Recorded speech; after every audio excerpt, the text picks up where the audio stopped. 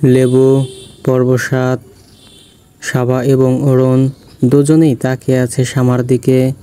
অপরাধমূলক ডকুমেন্টারি সাবাও প্রচুর দেখে, না দেখলেও অপরাধ নিয়েই তো তার যাবতীয় যত কাজ। তবুও ক্রাইম নাইটে সবসময় সামাই গল্প বলে। মেয়েটা যে কোনো সাধারণ গল্পকেও চমৎকারভাবে উপস্থাপন করে, মনে হয় যেন সত্যি ঘটনা নয়, কোনো সিনেমার গল্প বলছে সে। শামা আগ্রহ নিয়ে বলছে, অ্যালেন শাওরি নামের এক লোকের বাড়ির দরজায় পুলিশ টোকা দেয়। লোকটা হাসপাতালের টেকনিশিয়ান। শিকাগোর মতো ব্যয়বহুল একটা শহরে তার পক্ষে এই সামান্য চাকরি দিয়ে বেঁচে থাকা সম্ভব হতো না। পাশাপাশি তার একটা গার্লফ্রেন্ডও ছিল, তাই সে ছোটোখাটো অড জব করতো বাড়তি ইনকামের জন্য। অরুণ অধৈর্য কণ্ঠে বলল, এ কি খুনি নাকি ভিক্টিম? সাবা ভ্রু কুঁচকে বলল, আহ অরুণ, এখনই অধৈর্য হয়ে গেছিস, মেয়েটাকে বলতে দে তো। শামা তুমি বলো। শামা আবারও হাসি মুখে বলতে শুরু করলো, অ্যালেন যে হসপিটালে কাজ করে, সেখানকার এক ফিজিওথেরাপিস্ট কয়েকদিন আগে নিজ বাড়িতে খুন হয়। পুলিশ তার ব্যাপারে জিজ্ঞাসাবাদ করতে এসেছে। যে মহিলা খুন হয় তার নাম তেরেসিতা বাসা। বয়স প্রায় 40-এর কাছাকাছি, কিন্তু সে আমেরিকান নয়।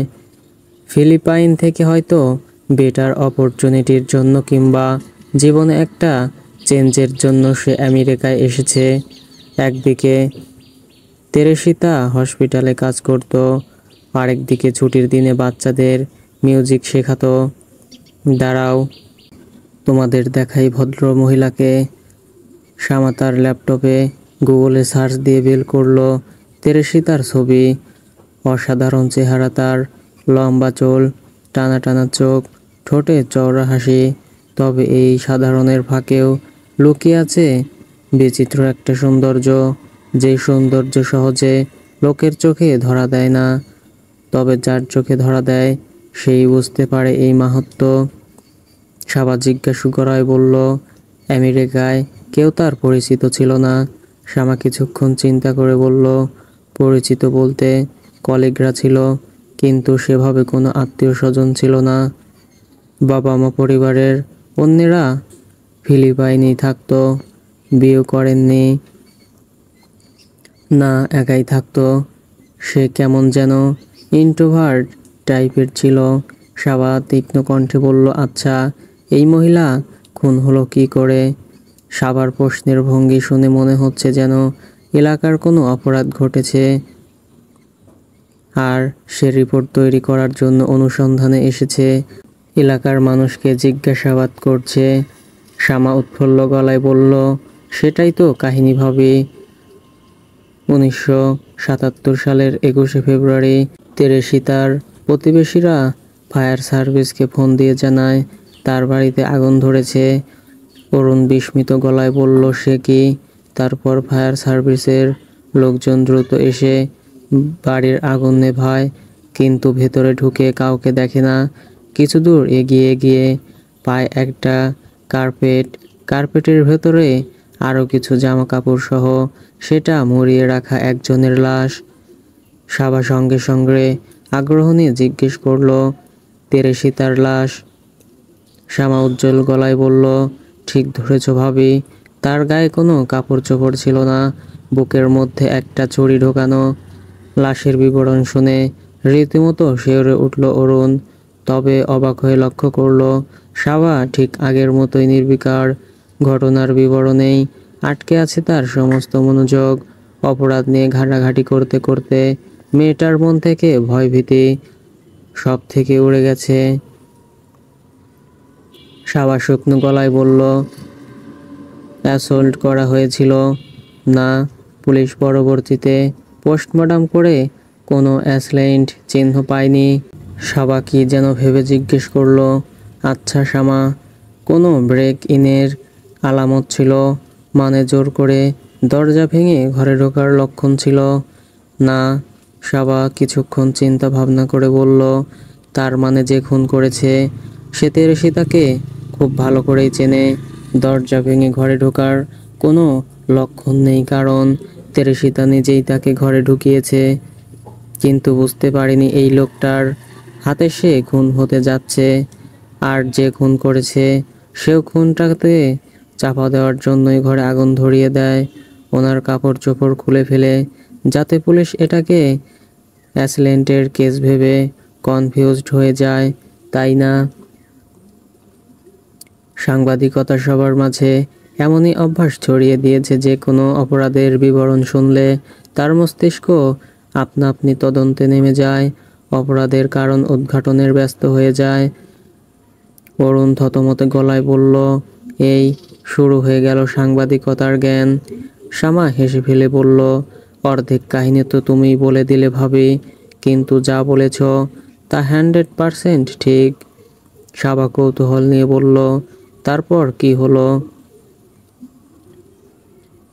শ্যামা দম নিয়ে আবারও বলতে শুরু করলো, পুলিশ ইনভেস্টিগেট করতে শুরু করে, কিন্তু কিছুই পায় না। তেরেসিতার বাসায় খোঁজাখুঁজি করে তারা একটা ডায়েরি পায়। ডায়েরিতে একটা জায়গায় লেখা, গেট ট্রিকেট ফর এএস। লেখাটা তাদের কাছে সন্দেহজনক লাগে, কিন্তু এর কোনো অর্থ তারা উদ্ধার করতে পারে না।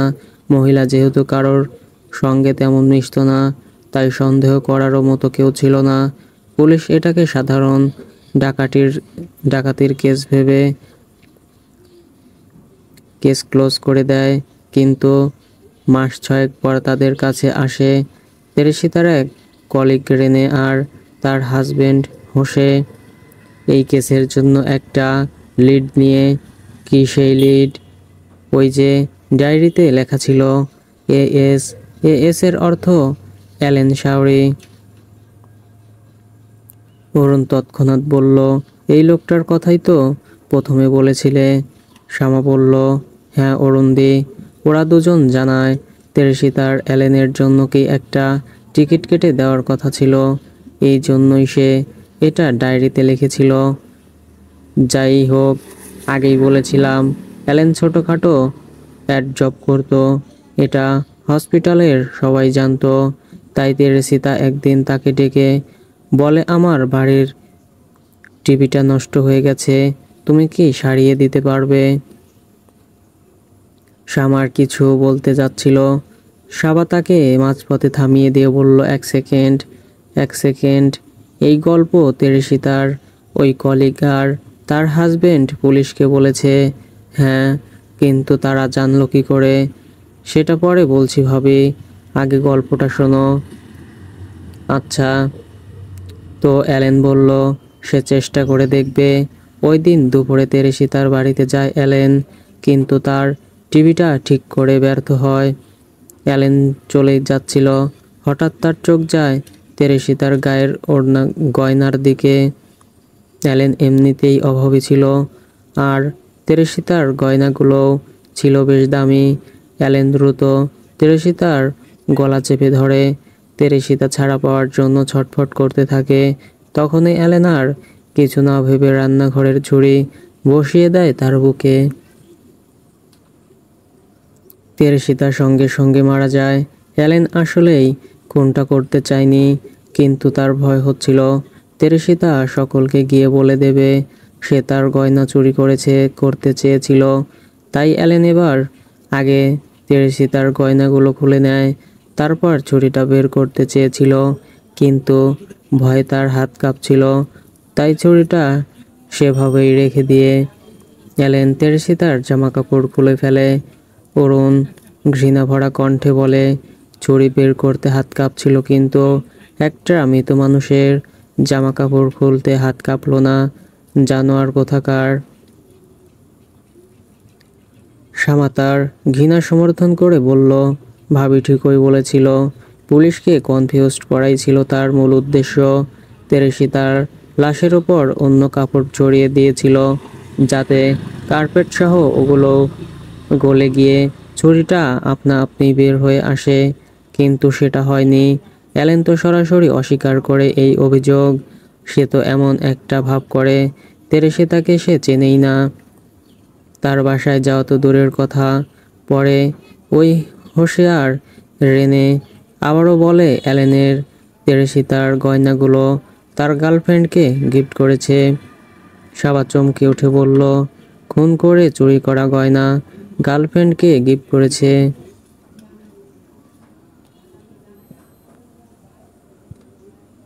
হ্যাঁ, পুলিশ অ্যালেনের গার্লফ্রেন্ডের কাছে গিয়ে দেখে আসলেই তার কাছে তেরেসিতার গয়না। অরুণ উৎফুল্ল ভঙ্গিতে বলল, তার মানে অ্যালেনই খুনি? শ্যামা বলল, হ্যাঁ অরুণদি, অ্যালেন পরবর্তীতে স্বীকার করে তার দারিদ্র্যের কারণে ক্রিসমাসে গার্লফ্রেন্ডকে কিছুই গিফট দিতে পারেনি। তেরেসিতার ওই গয়নাগুলো দেখে তার খুব লোভ হচ্ছিল। সে ওগুলো চুরি করে নিয়ে চলে যেতে চেয়েছিল, কিন্তু হঠাৎ তার মনে পড়ে এই চুরির কথা। তেরেসিতা হসপিটালে জানিয়ে দিলে তার মান সম্মান তো যাবেই, চাকরিটাও আর থাকবে না। তার কি করবে বুঝতে না পেরে ওর বুকে ছুরি বসিয়ে দেয়। কয়েক মুহূর্তের নীরবতা বয়ে গেল এই ঘরের ভেতর দিয়ে। কাউকে ক্রিসমাসের উপহার দেওয়া কি একটা মানুষের জীবনের থেকে বেশি জরুরি হতে পারে? এই যে সামান্যতম কারণে একটা মানুষ সহজেই আরেকটা মানুষের জীবন কেড়ে নিচ্ছে, তাদের কি এবার একবারের জন্য অনুশোচনা বোধ হয় না? কাউকে হত্যা করার আগে তারা কি একবারের জন্যেও নিজেকে প্রশ্ন করে না, কাজটা ঠিক হবে নাকি ভুল? সাবা অবশেষে নীরবতা ভঙ্গ করে বলল, কিন্তু একটা প্রশ্ন থেকেই যাচ্ছে শ্যামা, কিভাবে? পুলিশ তো নিজে থেকে খুঁজে বের করেনি যে অ্যালেনি খুনি, এমনকি তাকে সন্দেহ করেনি।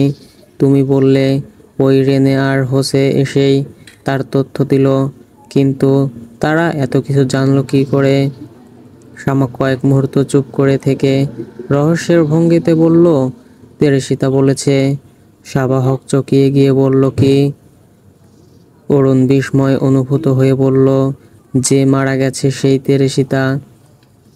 শ্যামা তাদের বিস্ময় দেখে হাসি হাসি মুখে বলল, হ্যাঁ অরুণদি, মৃত তেরসিতাই তাদের বলেছে এসব। সাবা ভ্রু কুঁচকে চোখে মুখে বিস্ময় নিয়ে বলল, কি করে সম্ভব? শ্যামা আবারও শান্ত ভঙ্গিতে, তেরেসিতার সব থেকে ভালো বন্ধু ছিল রেনে।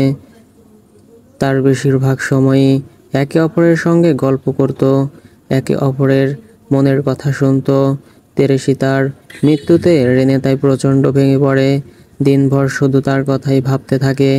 একদিন সে হসপিটালের সোফার উপর ঘুমিয়ে আছে, উঠে দেখে তার সামনে তেরেসিতা দাঁড়িয়ে। সাবা দৃঢ় ভঙ্গিতে বলল, এটা তো হ্যালোসিনেশন। এরকম হ্যালোসিনেশন রেনের সঙ্গে প্রায় হতে থাকে। যে যেভাবে যেখানেই যায় সেখানেই তেরেসিতাকে দেখে।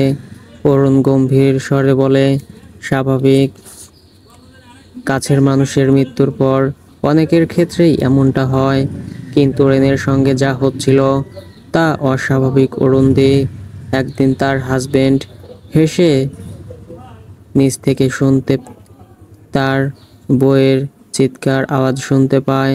ডক্টর হেসে এক দৌড়ে উপরে যায়, কিন্তু দেখে তার বউ ঘুমিয়ে। ঘুমের মধ্যেই রেনে কাঁপছে আর বিড়বিড় করছে। সাবা এবং অরুণ দুজনের চোখে মুখেই নতুন করে ফুটে উঠল বিস্ময়ের ঝলক। শ্যামা আবারও বলল, এমনকি রেনের ভয়েসও পাল্টে গেছে। হোসে যেহেতু তেরেসিতাকে সেভাবে চিনত না তাই বুঝতে পারেনি, কিন্তু ওটা তেরেসিতার কণ্ঠ। অরুণ বলল, তেরেসিতার আত্মা তাহলে রেনের ওপর ভর করেছিল? তা বলতে পারবো না, কিন্তু তেরেসিতা রেনের মাধ্যমে হোসেকে বলে, this is not your wife, আমি আপনার স্ত্রীর শরীর ছেড়ে চলে যাব, আপনি শুধু আমাকে জাস্টিস পাওয়ার ব্যবস্থা করে দিন।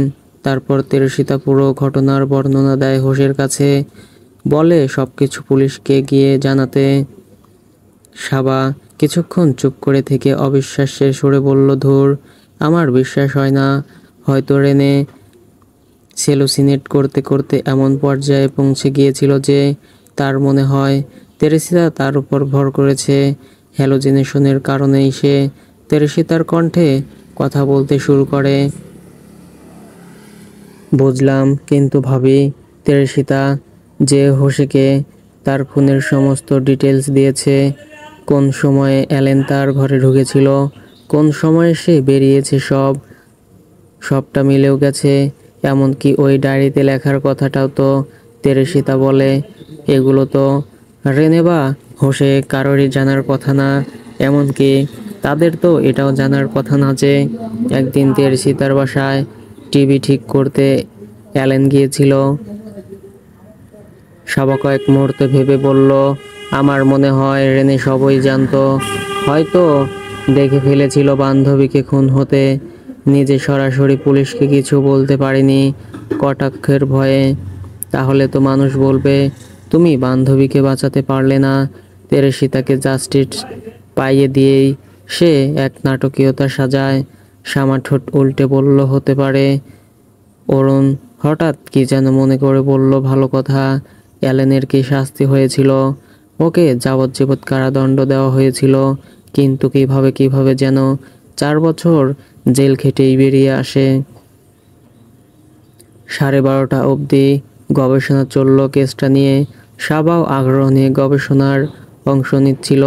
তবে তার সমস্ত আগ্রহ উড়ে গেল বাগান থেকে হর্নের আওয়াজ ভেসে আসার সঙ্গে সঙ্গে।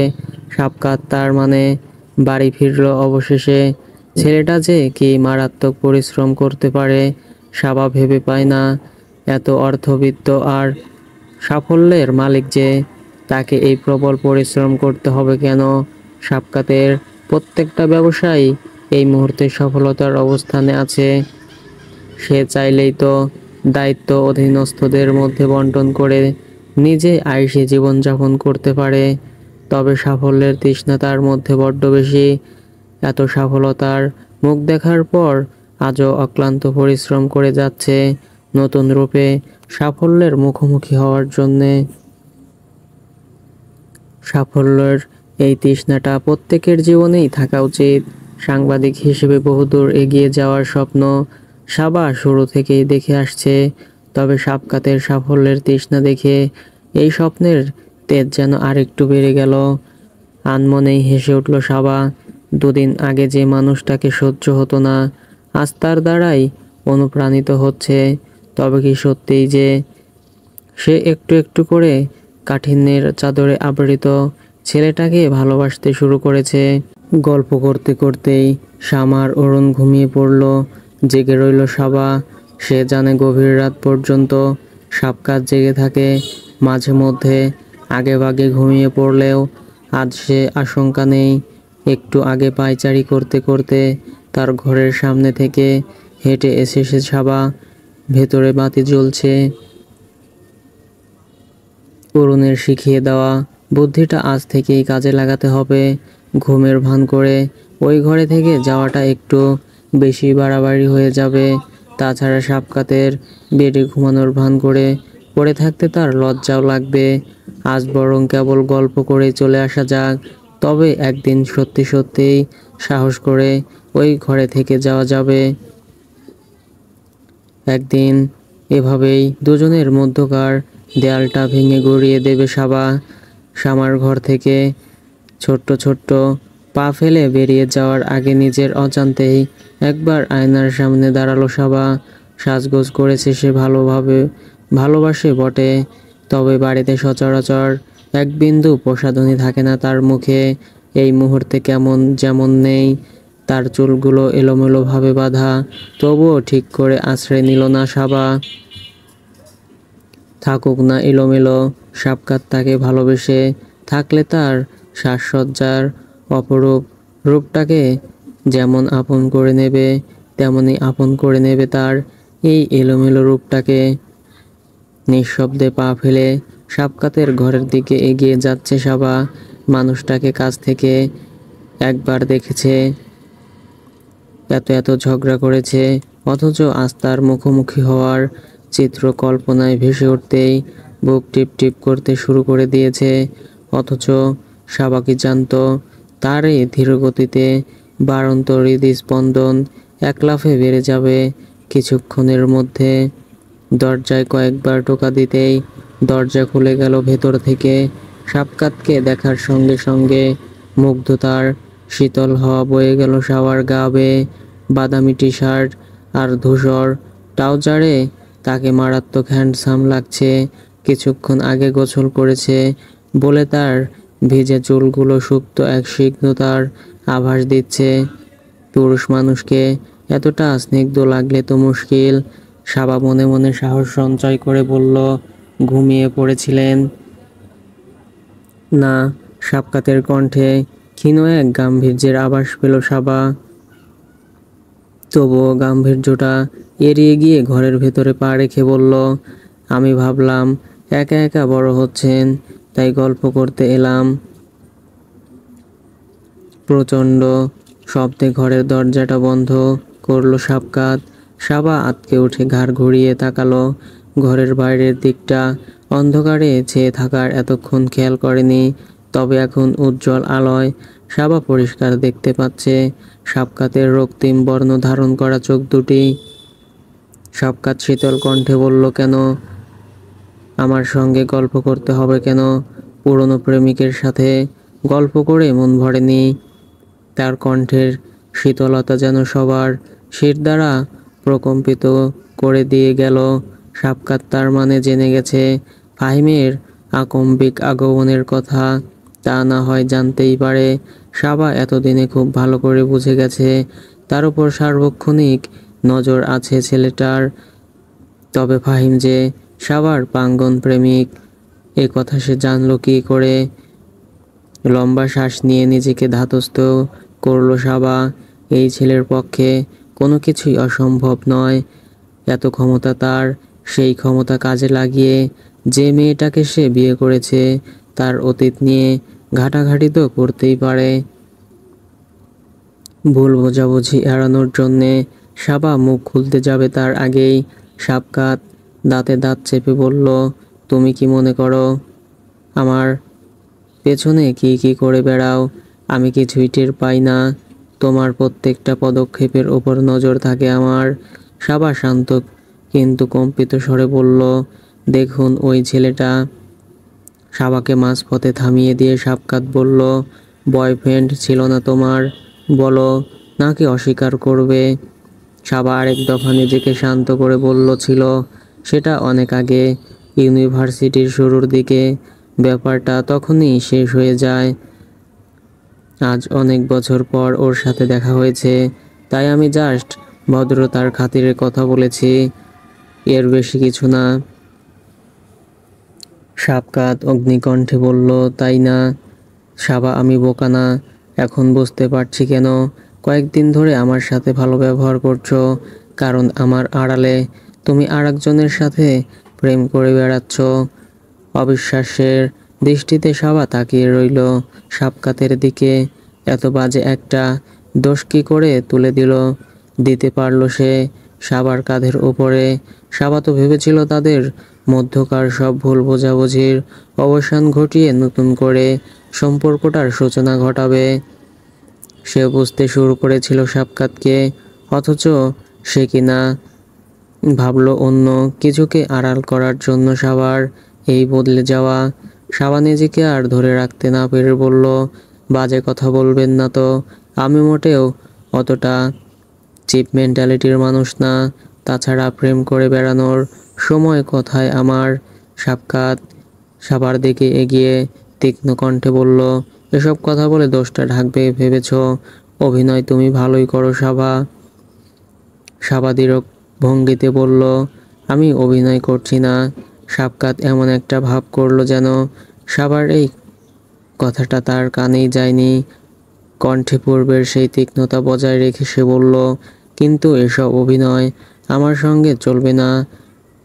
আমাদের সম্পর্কটা স্বাভাবিক নেই তোমার কাছে, কারণে স্বাভাবিক করার কোনো ইচ্ছাও আমার নেই। কিন্তু সারা পৃথিবীর মানুষ জানে তুমি আমার ওয়াইফ। আর সেখানে তুমি সবার সামনে আরেকটা ছেলের হাত ধরে ঘুরে বেড়াবে, সেটা তো হতে দেওয়া যায় না। সাবা বিরক্ত গলায় বলল, এতই যখন গোয়েন্দাগিরি করেন তখন এতটুকু জানতে পারলেন না যে ও দেশের বাইরে ছিল এতদিন, আজকেই দেশে ফিরেছে। যে মানুষ দেশেই ছিল না তার সঙ্গে প্রেমের প্রশ্ন উঠছে কী করে? সাবকাত ভ্রুকুঁচকে বলল, প্রেম কি শুধু সামনাসামনি হয়? ফোনে ফোনেও তো হতে পারে। আলাদা ঘরে, তার মানে এই জন্যই থাকতে চেয়েছিলে, তাই না? সবার বিশ্বাস হচ্ছে না। এই মানুষটার জন্যে কিছুক্ষণ আগেও দুর্বলতা কাজ করছিল তার মনে, ভালো লাগা কাজ করছিল তার জন্যে, অথচ এই মানুষটা যে ভালো লাগার জন্যই না, এই কথা বারবার ভুলে যায় সে। এমন বিশ্রীভাবে একটা মানুষ কাউকে সন্দেহ করে কী করে? সাবকাত সাবার একবারে কাছাকাছি এগিয়ে এসে হুমকির সুরে বলল, মনে রেখো সাবা, তুমি যেটাকে প্রেম মনে করো সেটা এক্সট্রা ম্যারিটাল অ্যাফেয়ার। আর আই প্রমিস, তোমার এই এক্সট্রা ম্যারিটাল যদি কোনোদিন নিজের হাতে ধরতে পারি, তোমার প্রেমিক পুরুষের জান তো যাবেই। আর তোমার যে কী হাল করব সেটা আমি নিজেও জানি না। So you better be careful. তার হুমকিতে দমে গেল না সাবা, তবে ভয়াবহ রাগ হলো নিজের ওপরে। কি করে সে ভাবতে পারল সাবকাতকে প্রথম প্রথম সে যেমনটা ভেবেছিল সে তেমনটা নয়। প্রকৃতপক্ষে সে তো তার ভাবনার চাইতেও বেশি খারাপ। রাগে ফুঁসতে ফুঁসতে সাবা লম্বা লম্বা পা ফেলে বেরিয়ে গেল সাবকাতের ঘর থেকে। মেয়েটাকে ভুলক্রমে একবার টের পেয়েছিল, এমন তিক্ত অভিজ্ঞতা নিয়ে আজ তাকে ঘরের বাইরে পা রাখতে হবে। ক্লান্তিতে আচ্ছন্ন হয়ে ডেস্কের ওপর মাথা রেখে চোখ দুটো বুজে রইল সাবা। আজ সকাল থেকে অবিরাম কাজ করেই যাচ্ছে সে। ভোরবেলা চলে যায় রিপোর্ট করতে। জাল টাকা তৈরিকারীদের হাতে না হাতে ধরবে বলে সূর্য ওঠার আগেই বাড়ি থেকে বেরিয়ে যায় সে। সাধারণত রিপোর্টদের শ্যুট থাকলে সেদিন আর অফিসে যায় না সাবা, শ্যুট শেষে বাড়ি ফিরে আসে। তবে আজ বাড়ি ফিরল না, অফিসে এসে নিজের রিপোর্টটা নিজেই এডিট করতে বসলো।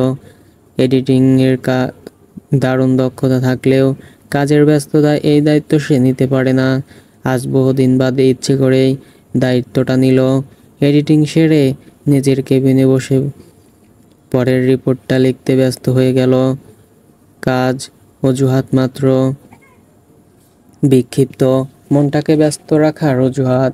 গত রাতের ঘটনায় সাবা মারাত্মক বিভ্রান্তিতে পড়ে গেছে।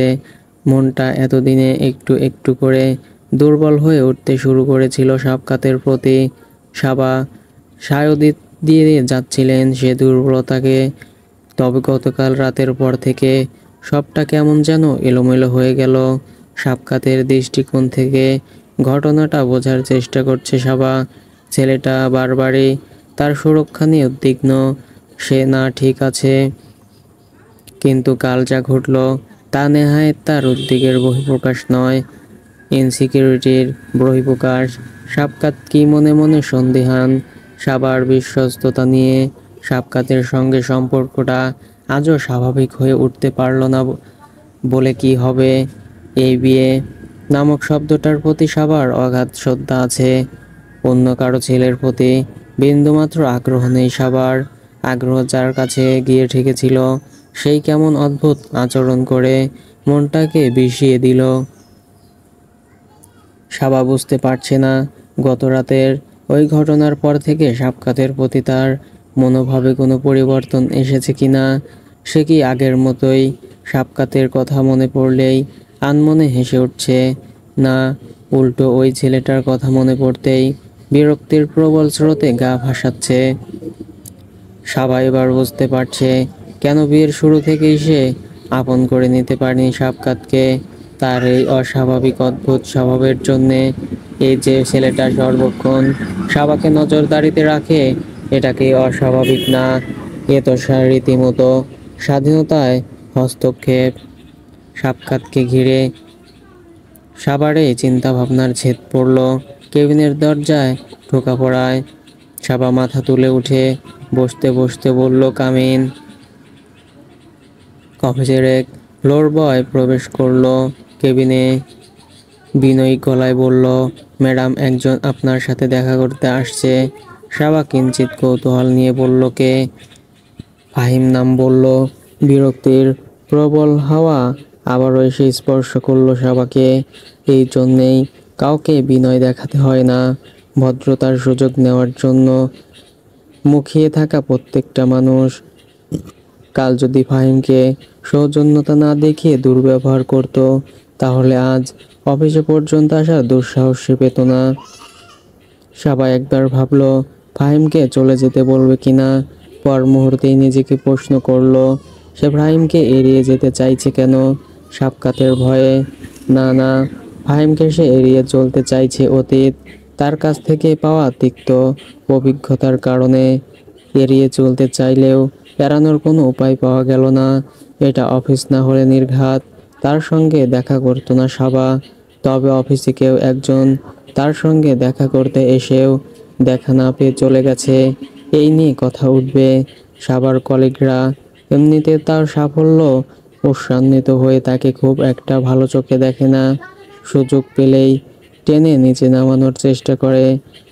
তার উপর এরকম একটা ঘটনা চোখের সামনে ঘটতে দেখলে সাংবাদিকতার সমস্ত জ্ঞান কাজে লাগিয়ে চটকতার গুঞ্জনে মেতে উঠবে। সাবা গম্ভীর গলায় বলল, পাঠিয়ে দাও। ফাহিম হাসি মুখে প্রবেশ করলো সাবার কেবিনে। তার হাসিটা দেখে রীতিমতো গা জ্বলে গেল সাবার। সাবা উঠে দাঁড়িয়ে তীক্ষ্ণ কণ্ঠে বলল, কেন এসেছো ফাহিম? তোমাকে আমি বলেছি না যে হুটহাট তোমার সাথে দেখা করাটা এখন আর আমাকে মানায় না? সাবা হুট করে রেগে যাওয়ায় ফাহিম কিছুটা ভড়কে গেল। কাল তার কাছ থেকে ইতিবাচক সাড়া পেয়ে ভেবেছিল আজও সাবা তাকে সায়রে গ্রহণ করবে।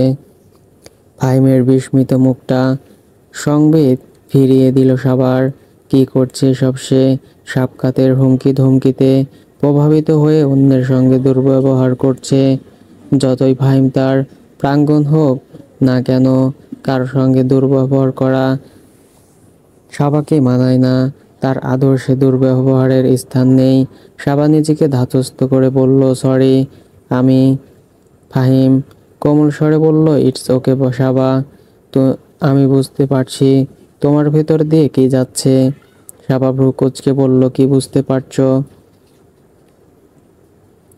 ফাহিম সামান্য হেসে বলল, দাঁড়িয়ে দাঁড়িয়েই বলতে হবে। সাবা তার মুখোমুখি থাকায় চেয়ারে ইশারা করে বলল, হ্যাভ এ সিট। ফাহিম নিঃশব্দে বসলে সাবা নিজেও বসলো তার মুখোমুখি। তীক্ষ্ণ গলায় বলল, কি বুঝতে পারছো বলো? ফাহিম ইতস্তত করে বলল, এতগুলো বছর আমাদের দেখা হওয়ায় আমার ভেতরে যে ইমোশনগুলো কাজ করছে সেগুলো নিশ্চয়ই তোমার ভেতরেও কাজ করছে। সাবা বিরক্ত ভঙ্গিতে বলল, কি ইমোশন কাজ করছে তোমার ভেতরে? ফাহিম কাঁপা কাঁপা গলায় বলল, বারবার সেই পুরনো সময়টাকে হারিয়ে যাচ্ছি। মনে হচ্ছে সব ঠিক আগের মতোই আছে। আমরা এখনো নতুন নতুন ভার্সিটিতে ভর্তি হওয়ার ছেলে মেয়ে। তোমরাও এটাই মনে হচ্ছে, তাই না? সাবা ছোট্ট দীর্ঘশ্বাস ফেলে কঠিন গলায় বলল, আমার কাছে এসব ফিল্মি ইমোশনের কোনো দাম নেই। কফি চলবে?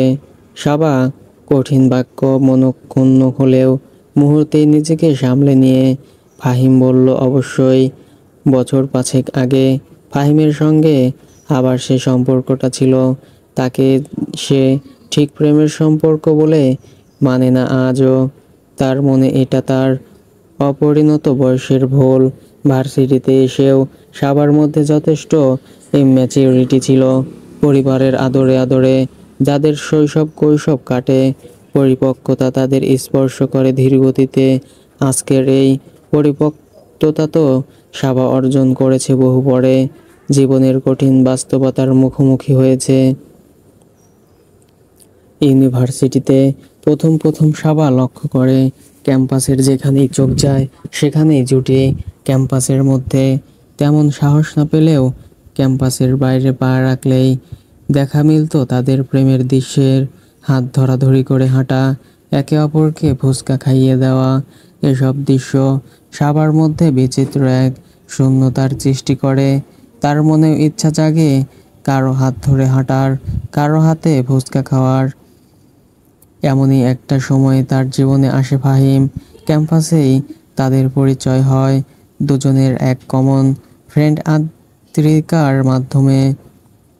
পরিচয়টা সাদামাটাভাবে হলেও ধীরে ধীরে তাদের বন্ধুত্ব বাড়তে থাকে। ফাহিম নিজেই ফেসবুকে সাবাকে খুঁজে বের করে ফ্রেন্ড রিকোয়েস্ট পাঠায়। পরিচিত বলে সাবাও অ্যাকসেপ্ট করে নেয়। প্রায় তাদের কথা হতে শুরু হয় মেসেঞ্জারে। একটা বিষয় খুব ভালোভাবেই খেয়াল করে সাবা, ফাহিম তাকে অচিন্তনীয় পরিমাণে পাত্তা দিচ্ছে। মেসেঞ্জারে একটা মেসেজ করলে মুহূর্তের মধ্যে তার রিপ্লাই দিচ্ছে। দেখা হলে ভদ্রভাবে কথা বলছে, তার হাতে হ্যাঁ মেলাচ্ছে। সাবা কোনো ভারী ব্যাগ নিয়ে ক্যাম্পাসে দিয়ে হেঁটে গেলে ফাহিম থেকে যেন ছুটে এসে তার হাত থেকে ব্যাগটা নিয়ে যাচ্ছে। একদিন কথায় কথায় সাবা বলেছিল তার পুরান ঢাকার চমচম খেতে ইচ্ছে করছে। পরদিন ক্যাম্পাসে ফাহিম হাজির সেই চমচম নিয়ে। একে তো অন্যের প্রেম করা দেখে শূন্যতায় আচ্ছন্ন সাবা, তার উপরে আচমকা একটা ছেলের কাছ থেকে এতটা পাত্তা পেয়ে তার মতো পরিপক্ক মেয়ের পক্ষে গলে পড়াই স্বাভাবিক। সাবাও গলে গেল। নিজেদের অজান্তেই তারা একে অপরের জীবনের একটা অংশ হয়ে দাঁড়ালো। ক্লাস শেষে তারা কতক্ষণ ঘোরাঘুরি করবে, গল্প করবে। ফাহিম সাবাকে তার বাইকে করে বাসার নিচে নামিয়ে দিয়ে যাবে। ঘুমানোর আগে তারা একে অপরের নিজেদের পুরো দিনের কর্মকাণ্ড বলবে। এটা হয়ে দাঁড়ালো তাদের অলিখিত রুটিন। এই রুটিনে হেরফের হলেই বিরক্তিতে দিশেহারা হয়ে যায় তারা। একদিন ঘুরতে ঘুরতে হঠাৎ ফাহিম জিজ্ঞেস করে বসলো, আচ্ছা সাবা, আমরা কি প্রেম করছি?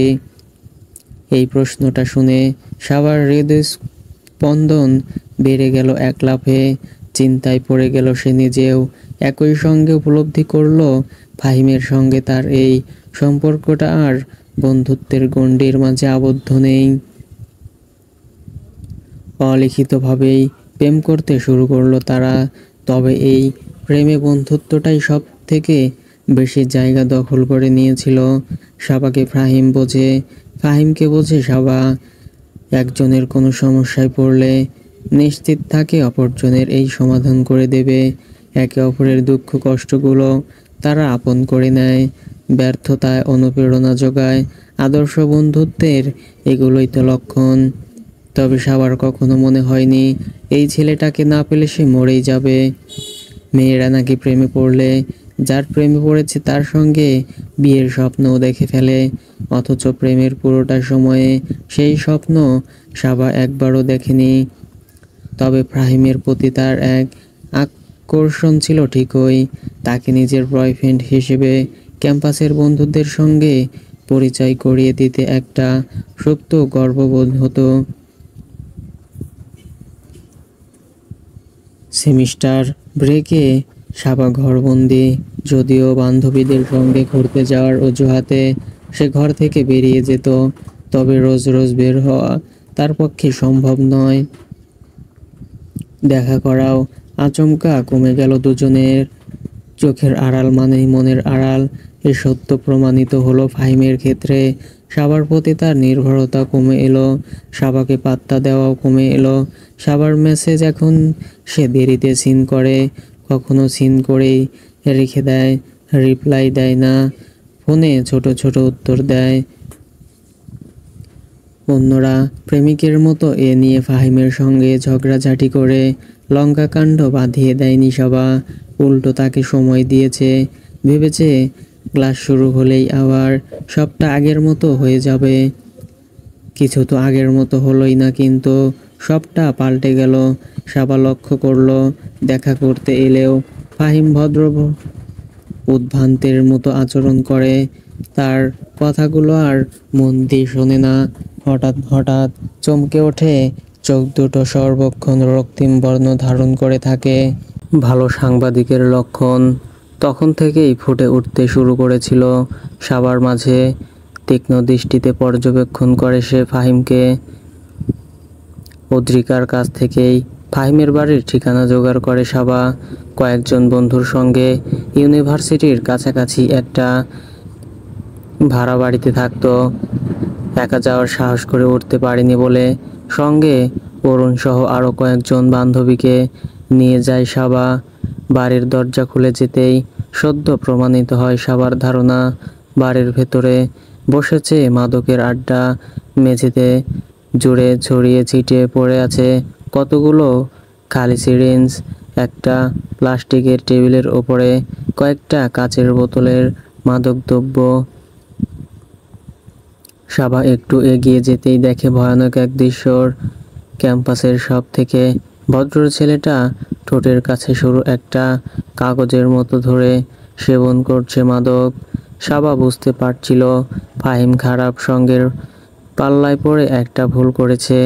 দুরবস্থায় ছেড়ে যায়নি তাকে। কয়েকদিন পর সেমিস্টার ব্রেক শেষে ইউনিভার্সিটি খুলতেই সাবা তৎকালীন ভিসির কাছে গিয়ে জানায় এই ইউনিভার্সিটির কয়েকজন ছেলে মাদকাসক্ত হয়ে পড়েছে। সাবা ফাহিমের ভালো চেয়েছিল বলেই এই পদক্ষেপটা নিয়েছে। নিজেও বোঝাতে পারত, তবে তাতে বিশেষ কোনো কাজ হতো বলে মনে করে না। মাদকে যারা আসক্ত তাদের কোনো কিছুই বুঝিয়ে লাভ হয় না। কর্তৃপক্ষ ফাহিম সহ তার বন্ধুদের বিরুদ্ধে তৎক্ষণাৎ ব্যবস্থা গ্রহণ করে। শাস্তিস্বরূপ তাদেরকে সাময়িকভাবে বরখাস্ত করা হয়, সেই সঙ্গে তাদের রিহ্যাবে পাঠানোর ব্যবস্থাও করে। গোটা ক্যাম্পাস তখন সাবার এই সাহসী উদ্যোগের প্রশংসায় ভাসছে। হঠাৎ ফাহিমের ফোন এলো সাবার আগে। রীতিমতো ক্রুদ্ধ গলায় সে বলল, আমার এত বড় একটা ক্ষতি তুমি কি করে করতে পারলে সাবা? তোমার মতো মানুষের সঙ্গে সম্পর্ক চালিয়ে যাওয়ার কোনো মানে হয় না। সাবাকে কোনো কথা বলার সুযোগ না দিয়ে ফোনটা কেটে দেয় ফাহিম। সে সম্পর্ক সুন্দর কোনো বাঁকে মোড় নিতে পারত। সে সম্পর্কের ইতি ফাহিম টানে মাত্র 18 সেকেন্ডের একটা ফোন কলে। কফির এসে গেছে। নিঃশব্দে কফির কাপে চুমুক দিল সাবা। ফাহিম ইতস্তত করে বলল, সাবা তুমি কি এখনো আমার উপরে রেগে আছো? সাবা নির্বিকার ভঙ্গিতে বলল, এই প্রশ্নের উত্তর গতকাল দিয়েছি। ফাহিম কয়েক মুহূর্ত চুপ করে থেকে দমে যাওয়া কণ্ঠে বলল, বিশ্বাস করো সাবা, তখন আমি একদমই ইম্যাচিউর ছিলাম। কোনটা ঠিক কোনটা বেঠিক, কে ভালো কে খারাপ, এগুলো বোঝার ক্ষমতা আমার মধ্যে ছিল না। না বুঝে তোমাকে অনেক বেশি কষ্ট দিয়ে ফেলেছি। তাছাড়া তোমার কারণে আমারও তো কম ক্ষতি হয়নি। সাবা ক্ষীণ হাসি হেসে বলল, তাই নাকি? ক্ষতি হলে আজ স্বাভাবিকভাবে জীবনযাপন করতে পারতে না, বিদেশে এত বড় একটা চাকরি করতে পারতে না। ফাহিম দীর্ঘশ্বাস ফেলে বলল, সেটা এখন বুঝি সাবা। তোমার কাছে সৌজন্য আমার কৃতজ্ঞতার শেষ নেই, কিন্তু তখন বুঝতে পারিনি আমার জীবনের সব থেকে মূল্যবান মানুষটা ছিলে তুমি, অথচ সেই তোমাকেই ধরে রাখতে পারিনি। সাবা কঠিন গলায় বলল, যা হয় ভালোর জন্যই হয়। তুমি আমার জীবনে মোটেও মূল্যবান কেউ ছিলে না। সম্পর্কটা ভেঙে না গেলে দিয়েছিলে বলেই তো বুঝতে পেরেছিলাম তুমি আমার জীবনে একটা ভুল ছাড়া আর কিছুই নও। না হলে হয়তো বুঝতে বুঝতে বেশ দেরি হয়ে যেত। ফাহিম আহত গলায় বলল, ভুল? আহত দৃষ্টিতেই কতক্ষণ তাকিয়ে রইল সাবার দিকে। তার অভিব্যক্তি এমন যেন কয়েক হাজার সূচ একসঙ্গে ফুটিয়ে দেওয়া হয়েছে তার শরীরে। ঘন্টার পর ঘন্টা লাইব্রেরিতে নিচু গলায় গল্প করে কাটালো। ভুল, রাতের পর রাত রেগে ফোনে কথা বলা ভুল, একদিন দেখা না হলেও আমাদের অস্থির হয়ে পড়াটা ভুল। সাবা হেসে ফেলে বলল, কি আশ্চর্য, তুমি দেখি অস্ট্রেলিয়ায় গিয়ে আরো কয়েক গুণ ফিল্মি হয়ে এসেছো। ফাহিম গম্ভীর গলায় বলল, সরি। সাবা তাচ্ছিল্যের ভঙ্গিতে বলল, আমাদের মধ্যে যা ঘটেছে তা নিয়ে তো ভাবনা চিন্তা করার কিছু নেই। তখন বয়স কম ছিল আর আবেগী বেশি। তাছাড়া আমাদের সম্পর্কটা টিকে ছিল কয়দিন, বড়জোর 6 মাস। ফাহিম স্পষ্ট স্বরে বলল, 7.5 মাস। ওই একই কথা, অল্প সময়, কিন্তু এই 7.5 মাস আমাকে কঠিন একটা শিক্ষা দিয়েছে। কি শিক্ষা?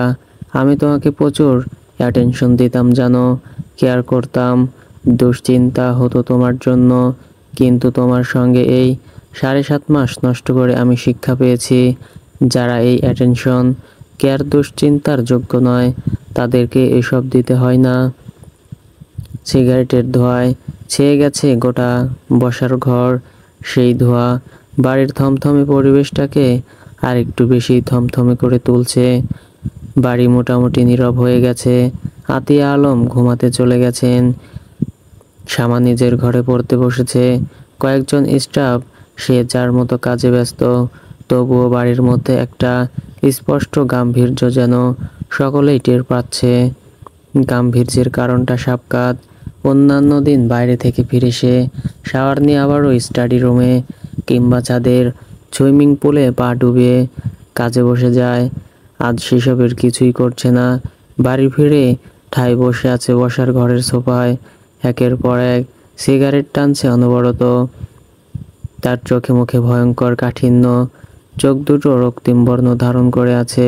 তার ভেতরে ভেতরে যে কি মারাত্মক রাগ খেলে বেড়াচ্ছে তা বাইরে থেকে যে কেউ বুঝতে পারবে। সাবকাত বুঝতে পারছে না তার রাগের কারণটাকে। সাবা নাকি সে নিজেই, নিজের উপরেই। তার রাগটা সব থেকে বেশি হওয়া উচিত। দেশের সব থেকে বড় বিজনেসম্যান যে মানুষটা, এত এত দায়িত্ব তার কাঁধে, সে কি সর্বক্ষণ আচ্ছন্ন হয়ে থাকবে একটা মেয়ের চিন্তায়? ঠিক এ কারণেই নারী জাতিকে বরাবর এড়িয়ে চলেছে সে। এদের প্রধান কাজই হলো পুরুষের কাজে ব্যাঘাত ঘটানো। এই সাবার কারণেই আজ সিনেব্লাস্টের মিটিংটা শেষ মুহূর্তে ক্যান্সেল করতে হলো। আরশাদ হকের প্রযোজনা প্রতিষ্ঠানকে ফিল্মসে সে ছেলেটাকে স্প্রাই হিসেবে পাঠানো হবে। সে এসেছিল আজ, তাকে জরুরি কয়েকটা বিষয় বুঝিয়ে দেওয়ার ছিল, কিন্তু না। এই সবাই যত নষ্টের গোড়া, এই মেয়েটার কারণেই মেজাজটা এমনভাবে বিগড়ে গেল যে আর কোনো কাজেই মন বসাতে পারল না সাবকাত। সোজা চলে এলো বাসায়। কলিং বেল বেজে উঠল। রান্নাঘর থেকে একজন স্টাফ ব্যস্ত পায়ে বেরিয়ে এসে পা বাড়ল দরজার দিকেই। তাকে হাতের ইশারায় থামালো সাবকাত। স্টাফ তার অগ্নিচক্ষুর তীক্ষ্ণতায় তটস্থ হয়ে আবারও ফিরে গেল রান্নাঘরে। কলিং বেল আরও বেশ কয়েকবার বাজলো। সাবকাত ঠিক আগের ভঙ্গিমায় সিগারেটে লম্বা লম্বা টান দিয়ে ধোঁয়া ছাড়াচ্ছে। উঠে গিয়ে দরজা খোলার কোনো লক্ষণ তার মাঝে প্রকাশ পেল না। কলিং বেল অনবরত বেজেই যাচ্ছে, তবুও সাবকাত ধীরে সুস্থে সিগারেটটা শেষ করে তবেই পা বাড়ল দরজার দিকে। দরজা খুলতেই দেখা মিলল সাবার। সেই কোন সকালে বেরিয়েছে। দিনভর খাটাখাটনি করে ক্লান্ত বিধ্বস্ত মেয়েটা দেরিতে দরজা খোলায় স্টাফের উপর বিরক্ত প্রকাশ করতেই যাচ্ছিল, তবে আত্মসংবরণ করলো সাবকাতকে দেখে বললে অবশ্য ভুল হবে। সাবকাতের রক্তচক্ষু দেখে ছেলেটার মাঝে ভয়ানক রাগ দেখতে পাচ্ছে সে। এতটা রাগ এর আগে কোনোদিন দেখেছে বলে মনে পড়ে না। রাগের কারণ সবার জানা, নির্ঘাত সে কোনো না কোনোভাবে জেনে গেছে। আজ অফিসে ফাহিমের আগমনের কথা জানুক গিয়ে সাবা তার ভয়ে প্রকৃত নিজেকে গুটিয়ে রাখবে না। সে তো ফাহিমের সঙ্গে প্রেম করছিল না, তার কয়েকটা ভুল ধারণা ভাঙিয়ে দিচ্ছিল কেবল। সাবা ছোট্ট দীর্ঘশ্বাস গোপন করে সাবকাতকে পাশ কাটিয়ে ঘরের ভেতরে ঢুকে সিঁড়ির দিকে পা বাড়ালো। মাঝপথে তার বাহু আঁকড়ে ধরে তাকে আটকালো সাবকাত। এত জোরে তার বাহু আঁকড়ে ধরেছে যে ব্যথায় রীতিমতো কেঁপে উঠল সাবা। সাবাকে কিছু বলার বা কোনো প্রকার প্রতিক্রিয়া দেখানোর অবকাশ না দিয়েই সাবকাতকে টেনে টেনে নিয়ে গেল সিঁড়ির দিকে। সাবা ব্যথা আর সহ্য করতে না পেরে বলল, ছাড়ুন, ব্যথা পাচ্ছি। তার আকুতি বোধ হয় পৌঁছাতে ব্যর্থ হলো সাবকাতের কর্ণকুহরে। গম্ভীর মুখে দীপ্ত পায়ে সিঁড়িগুলো বেয়ে সে উঠে গেল সাবাকে নিয়ে নিজের ঘরে। সাবাকে এনে দরজা লক করে দিল সাবকাত। তবুও হাতটা ছাড়ছে না। সাবা আবারও অস্থির গলায় বলল, ছাড়ুন, ব্যথা পাচ্ছি তো। সাবকাত আরো জোর দিয়ে তার বাহু আঁকড়ে ধরে দাঁতে দাঁত চেপে বলল, শুধু আমি ছুতে গেলেই ব্যথা পাও, নাকি তোমার বয়ফ্রেন্ডের স্পর্শেও একই হাল হয় তোমার? মোটেও অবাক হলো না সাবা। মনে মনে প্রস্তুতি নিয়েই রেখেছিল ফাহিমকে নিয়ে আবারও সন্দেহ করবে সাবকাত। সাবা তার হাতের বাঁধন থেকে ছাড়া পাওয়ার চেষ্টা করে বলল, আপনি আবারও আজে বাজে কথা শুরু করেছেন। সাবকাত অগ্নিকণ্ঠে বলল, আজে বাজে কথা না, আমি যা বলি তাই তো তোমার কাছে আজে বাজে মনে হয়। এখন আমি বলবো, আজ তোমার বয়ফ্রেন্ড তোমার অফিসে গিয়েছিল, এখন নিশ্চয়ই বলবে না সেটাও আজে বাজে কথা। কথা বলতে বলতে আগলা হয়ে এসেছিল সাবকাতের হাতের বাঁধন। এই সুযোগে সাবা তড়িৎ গতিতে নিজের হাতটা ছাড়িয়ে নিয়ে কঠিন গলায় বলল, প্রথমত ফাহিম আমার বয়ফ্রেন্ড না, দ্বিতীয়ত অফিস একটা পাবলিক প্লেস। এখানে একটা মানুষ আরেকটা মানুষের সঙ্গে দেখা করতে আসতেই পারে। আমার অফিসে প্রতিদিন অনেক মানুষ আসে কাজের জন্যে। সাবকাত তাচ্ছিল্যের সুরে বলল, অফিস পাবলিক প্লেস, কিন্তু তোমার কেবিন তো না। সাবা ভ্রুকুচকে বলল, কে বলতে চাচ্ছেন? সাবকাত উত্তপ্ত স্বরে বলল, তোমার অফিসে প্রতিদিন যে এত এত মানুষ আসে, তারা প্রত্যেকে কিটানা ৪৫ মিনিট তোমার কেবিনে কাটায়। অবিশ্বাসের দৃষ্টিতে সাবা কয়েক মুহূর্তে তাকিয়ে রইল সাবকাতের দিকে। এই কি সেই মানুষটা যে তাকে অতীতের কতগুলো ভুলে বেঁচে থাকার অনুপ্রেরণা দিয়েছে? এ কি সেই মানুষ যে তাকে ট্রমাগুলো থেকে পালিয়ে না বেঁচে তাদের মোকাবেলা করতে শিখিয়েছে? বিভ্রান্তির প্রচণ্ড এক সাগরে গা ভাসিয়ে বেড়াচ্ছে সাবা। বড্ড অজানা লাগছে এই মানুষটাকে আজ। ছোটখাটো সন্দেহ তো যে কেউই করে, তবে সাবকাত রীতিমতো তার চরিত্রে আঘাত হানার চেষ্টা করছে। সাবা লম্বা শ্বাস নিয়ে নিজেকে ধাতস্থ করে বলল, দেখুন ফাহিম শুধুমাত্র আমার সাথে কথা বলতে এসেছিল। অতীতে আমাদের মধ্যে যা হয়েছিল তার জন্য সরি বলতে এসেছিল। সাবকাত বাঁকা হাসি হেসে বলল, বাহ, চমৎকার, আজ সরি বলছে, কাল ভালোবাসি বলবে, পরশু তোমাকে ওর খালি ফ্ল্যাটে যাওয়ার প্রস্তাব দেবে। এবার আর নিজেকে ধরে রাখতে পারল না সাবা। রাগে ফেটে পড়ে বলল, আপনি চুপ করবেন। সেই তখন থেকে একটার পর একটা নোংরা কথা বলে যাচ্ছেন। তুমি নোংরা কাজ করলে কোনো দোষ নেই, আর আমি নোংরা কথা বললেই যত দোষ। দাঁতে দাঁত চেপে নিজেকে সামলালো সাবা। সাবকাতের এক একটা কথা যেন বিষমাখা এক একটা তীরের মতো তার বুকে এসে বিঁধছে। বিষের তীব্রতায় ছটফট করে উঠছে তার হৃদয়টা। ছটফট করাটা অস্বাভাবিক কিছু নয়। যা সে করেনি তার জন্য এভাবে কেউ কখনো আক্রমণ করেনি তাকে। সাবা জোর গলায় বলল, আমি কোনো নোংরা কাজ করিনি। মনে মনে গল্প বানানো বন্ধ করুন। সাবকাত থতমত গলায় বলল, তাহলে ৪৫ মিনিট বন্ধ কেবিনে কি করছিলে? ওই ছেলেটার সাথে পুরনো প্রেমিককে পেয়ে ভুলে গেছো যে তুমি বিবাহিত? সাবার হঠাৎ কি যে হলো, সুতীব্র রাগ খেলে গেল তার সর্বাঙ্গে। এই রাগের উৎস কেবল সাবকাতের বিষমাখা তীরগুলো নয়, জীবনের পদে পদে নেওয়া এক একটা ভুল সিদ্ধান্ত, এক একটা ভুল উপলব্ধি এই রাগের কারণ। সাবকাতকে বিয়ে করা, তার প্রতি ক্ষণিকের মহকে ভালোবাসা হিসেবে গণ্য করা, এই এক একটা আক্ষেপ কয়েক গুণ বাড়িয়ে দিল সাবার রাগ।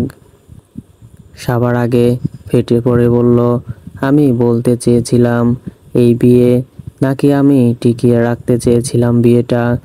সাবকাত শীতল গলায় বলল, ও তার মানে তুমি স্বীকার করছো নিজের কুকীর্তির কথা?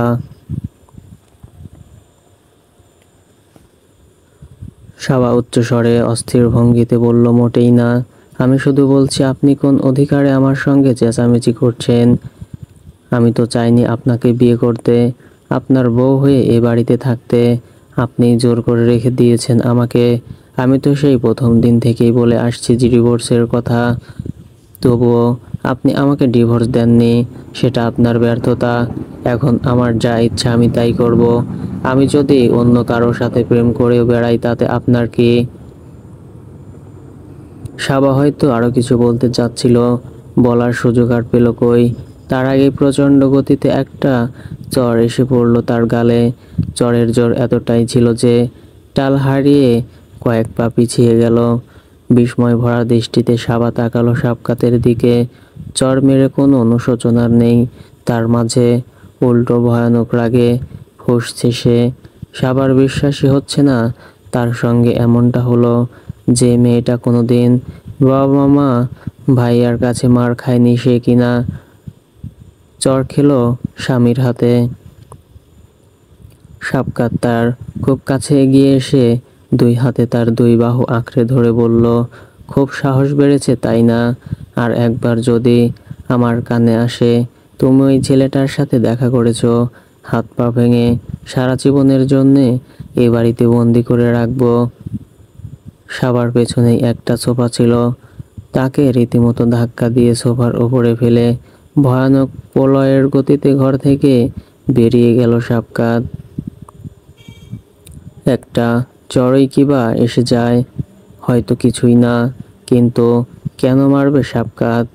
কে দিয়েছে তাকে সেই অধিকার?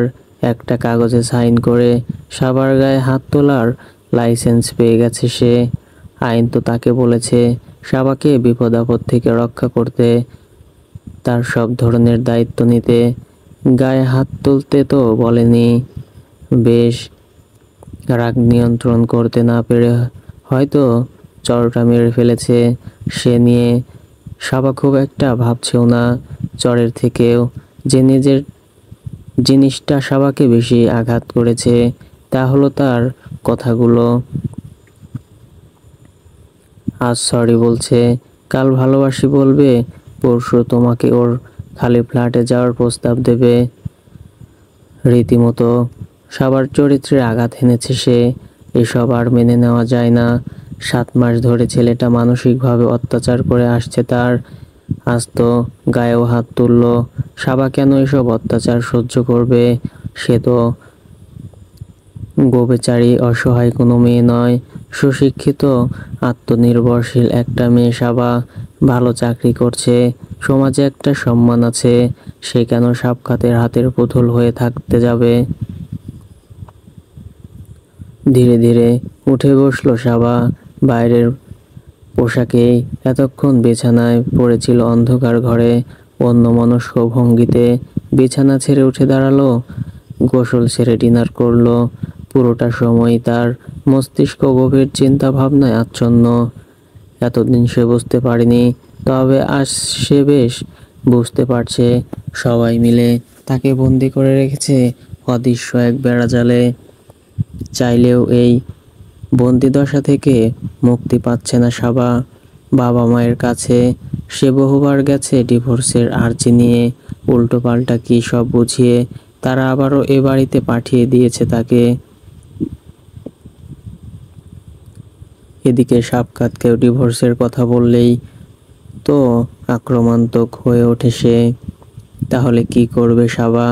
চিরকাল এই দমবন্ধকর জীবন বয়ে বেড়াবে? আগে থেকেই মানসিকভাবে ভেঙে পড়েছিল মেয়েটা।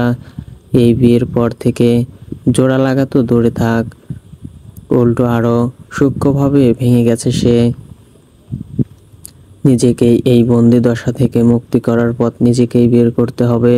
সবাই সকলকে বুঝিয়ে দেবে সে কারো হাতের পুতুল নয়। নিজের ফোনটা হাতে তুলে নিল সাবা। খুব ভালো করেই সে জানে এই ফোন ট্যাপ করা, তার প্রত্যেকটা কথোপকথন দূর থেকে শোনে সাবকাত।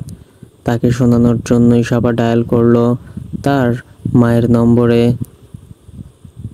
ওদিকে এত রাতে মেয়ের ফোন পেয়ে যার পরনাই চমকে উঠলেন ফাহমিদা বেগম।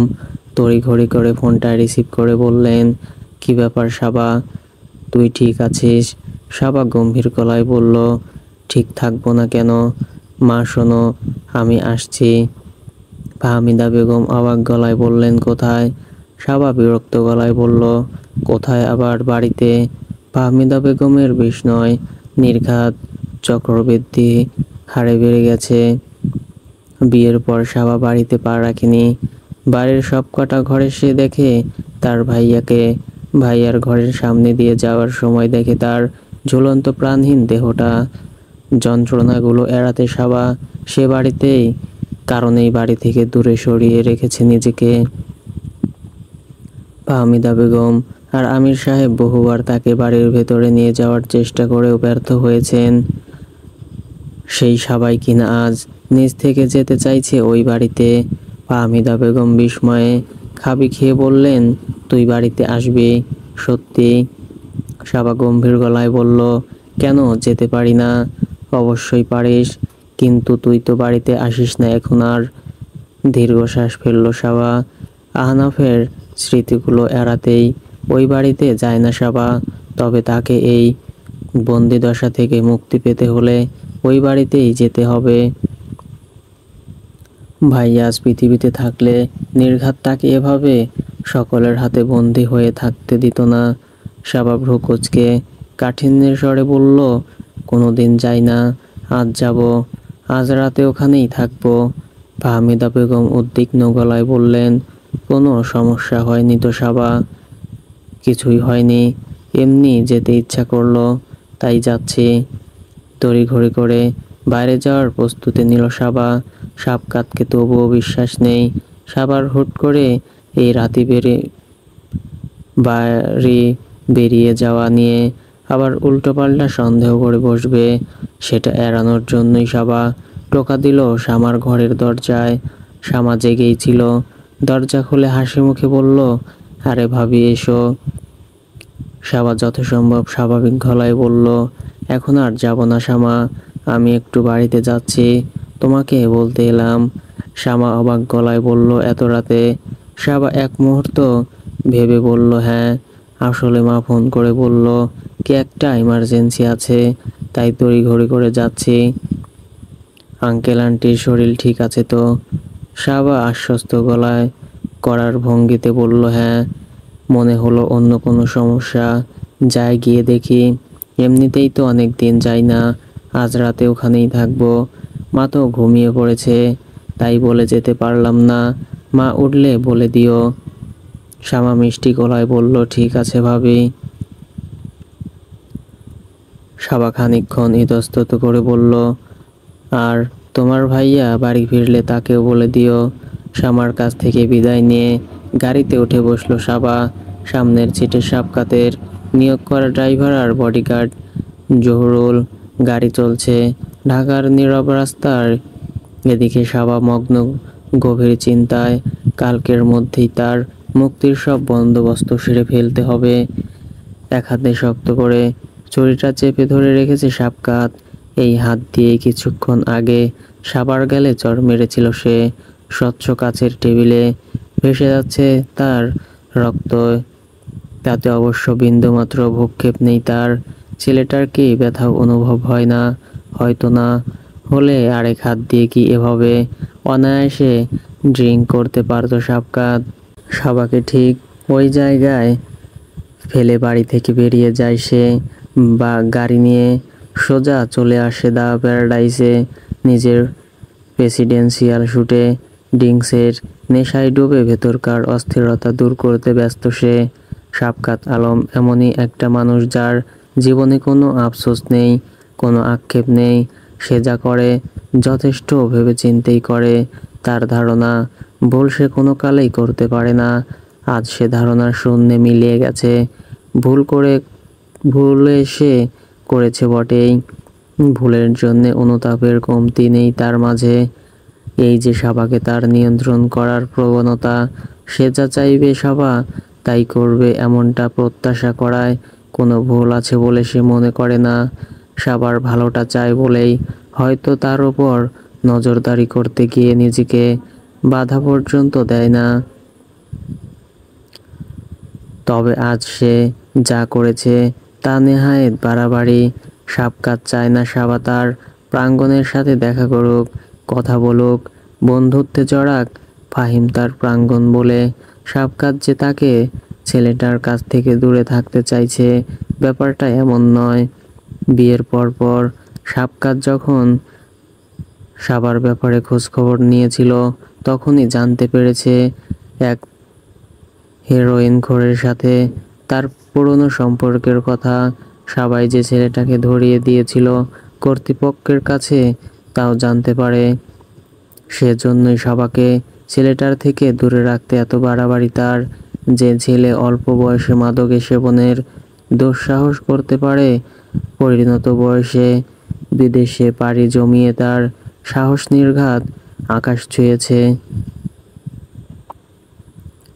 সাবার কারণেই ফাহিমের জীবন থেকে একটা বছর নষ্ট হয়ে যায়। 1 বছর তাকে রিহ্যাবে থাকতে হয়েছিল। সাবার প্রতি তার ক্ষোভ জমে থাকা অস্বাভাবিক কোনো ব্যাপার নয়। হয়তো ক্ষোভের বশেই দেশে ফিরে ঘন ঘন দেখা করছে সাবার সঙ্গে, সুযোগ বুঝে তার কোনো ক্ষতি করবে বলে। সে যাই হোক না কেন, শাফকাত চাইলেই পারত তার এই আশঙ্কার কথাটা সাবাকে বুঝিয়ে বলতে। নিতান্ত অবুঝ মেয়ে সাবা নয়, বুঝিয়ে বললে সে ঠিকই বুঝতো। তবে বুঝিয়ে বলার মানুষটারই তো মাথা বিগড়ে গেছে রাগে। সাবার অফিসের সিসিটিভি কন্ট্রোল রুমের একটা ছেলের সঙ্গে আগে থেকেই যোগাযোগ করে রেখেছিল শাফকাত। সে চাইলেই যাতে তাকে সাবার কেবিনের বাইরে ফুটেজ সরবরাহ করা হয়। আজ যখন শাফকাত দেখল ওই ছেলেটা আবারও এসে সাবার সঙ্গে দেখা করতে, সাবাও সব কাজ ফেলে রেখে জীবনের মূল্যবান 45 মিনিট তাকে দিয়েছে। রাগে সবটা কেমন গুলিয়ে গেল। রাগের সঙ্গে কিঞ্চিত উৎসাহ বোধ হলো। কই, সাবা তো কোনোদিন তাকে এতটা সময় দেয়নি। হেরোইনখোর প্রাঙ্গণকে এত সময় দেওয়ার কি হলো? রাগ থেকে হোক কিংবা উৎসাহ থেকেই হোক, শাফকাত আজ যা করেছে মোটেও ঠিক করেনি। মেয়েটাকে সন্দেহ সে করে না। রাগ মেটানোর জন্যই এই বাজে কথাগুলো বলেছিল। মেয়েটার গায়ে হাত তুলেতেও সব সীমা অতিক্রম করে ফেলল শাফকাত। একটা শিক্ষিত বিবেকবান ছেলে সে কি করে পারল বউয়ের গায়ে হাত তুলতে তার সঙ্গে? তাহলে সমাজের অসংখ্য অত্যাচারী স্বামীদের পার্থক্য আর রইল কোথায়? এমন তো না যে সে সাবাকে সহ্য করতে পারে না। শাফকাত তো সাবাকে ভালোবাসে। নিজের রক্তাক্ত হাতটার দিকে তাকালো শাফকাত। কত বিক্ষত হয়ে উঠেছে হাতটা। না জানি কতগুলো সেলাই লাগুক গিয়ে। এই হাত সাবাকে আঘাত করেছে, এটাই তো তার প্রাপ্য। এক চুমুক গ্লাসের বাকি ড্রিঙ্কসে গলা ভেজালো শাফকাত। এক হাতেই আবারও বোতল থেকে ঢাললো গ্লাসে। এক ফোঁটা ব্যথাও তার অনুভব হচ্ছে না, বরং মারাত্মক এক উপলব্ধিতে শিউরে উঠল তার গোটা অন্তরাত্মা। একটা সময় মনে হতো মেয়েটাকে সে সহ্যই করতে পারে না। তার জীবনে সাবার আগমন কেবলই ঝামেলা বাড়ানোর জন্য।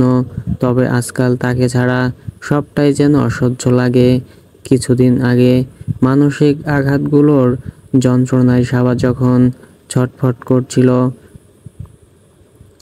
করছিল, শাফকাতের মনটাও মারাত্মক উপলব্ধিটা হলো শাফকাত সাবাকে ভালোবেসে ফেলেছে। ভালোবাসে বলেই অন্য একটা ছেলের সঙ্গে তাকে দেখে গা জ্বলে ওঠে তার।